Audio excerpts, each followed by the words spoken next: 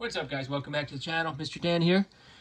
Today we're going to take a look at and review a film that I've wanted to see for years in a very low-key way. And perhaps I even saw parts of it when I was a child. I don't really remember. This is something I would have eaten up with a spoon as a kid. Anything directed by Bert I. Gordon, the legendary Mr. Big. I always thought it was hilarious that his initials spelled the word big, considering that his forte was giant bug movies. So this is sort of a late career one for him, starring Joan Collins, Robert Pine, and many others.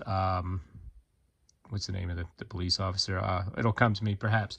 But anyway, this is supposedly based on a story by H.G. Wells, and it is featured in this collection of The Time Machine and Other Stories. It's about 15 pages long, so it's a very loose connection. And what they do is, as you can see here, they shoehorn it into the sort of environmental revenge, nature gets revenge subgenre that was very popular in the 70s. And it's kind of a fun film. It's kind of goofy. It's definitely a B movie at best. Albert Salmi, there he is there.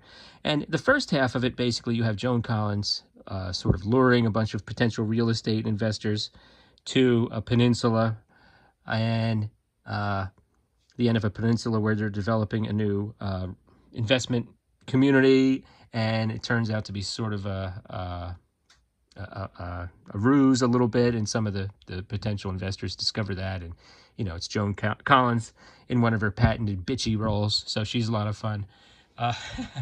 And it's not too long before they're besieged by giant ants, and the ants in question here are about half the size of the ants in the classic film Them, which probably made them easier to manage when they switched from the projection screens to the animatronic. I'm not sure how many animatronics they had, perhaps just one or maybe two, which attacked people and, kind of like mauled them to death.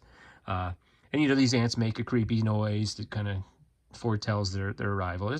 Some of the scenes are pretty effective. So they have to abandon the tour. They're riding around on a little like a truck pulling a wagon kind of a thing to see the property, and they have to take to the woods, and they escape, and they get split up, and some people don't make it. Well, let's back up. Prior to that, you're introduced to all the characters in much the same way you would in many of the disaster films of the time.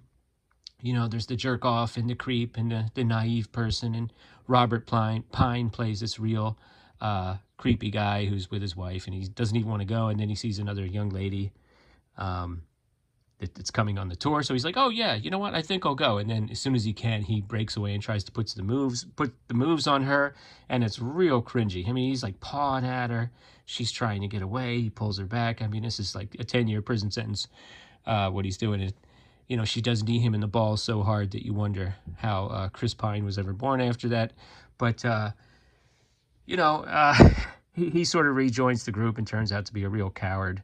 As is often the case, some people rise to the occasion and some people reveal themselves to be cowards. And eventually they escape they find some other people, and then it gets a little talky, and then it turns out that the town is sort of aware of what's going on, and things are not as what they see, and there seems to be some kind of a psychic link between the ants and some of the people, and so now they have to contend with the sort of the mind-controlled people, including the sheriff and the mayor and so forth. And it has an explosive ending. It's goofy. I mean, who cares what the plot is? The projection work is okay. There's one scene where they're walking down a pier, and where it looks okay. I wish we had sort of more of that. But what you have a lot of times is what looks to be a bunch of ants thrown on top of each other between two panes of glass. So they're not even really like standing up or walking. They're just like on top of each other, fighting and rolling around. And then as the ants close in, then they switch to like an animatronic. It's good, goofy fun. And, I enjoyed it for what it was. It was exactly about how I thought it would be. I was not expecting a masterpiece. Oh yeah, there's the ant vision right there. Not as good as Bee Vision. And there's the little, watch the tram car, please. There's a little tram car deal that they're riding around on. And that's the boat captain there. I forget who plays him. He's pretty good. But, yeah, it's pretty fun. That's the scene I'm talking about. They're walking down the pier. That's not bad, the way they split that. And of course, on the boat, they don't look so great. But So kind of a goofy film. There you go, guys. What are your thoughts? Let me know in the comments below. Have you seen Empire of the Ants? And come back again for another horror film review before the month of October expires. Thanks.